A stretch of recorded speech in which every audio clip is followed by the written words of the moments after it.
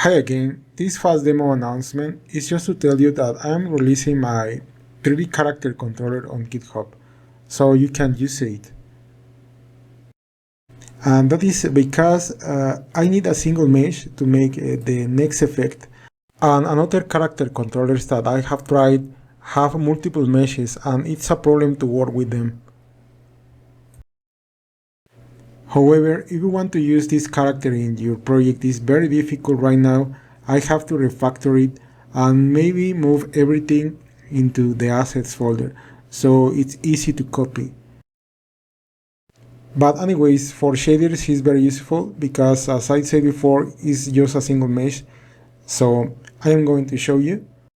So here you have the instructions with the inputs that you can use. You can walk, strafe, and move the camera, and also make zoom. So it's based on Kenny's work.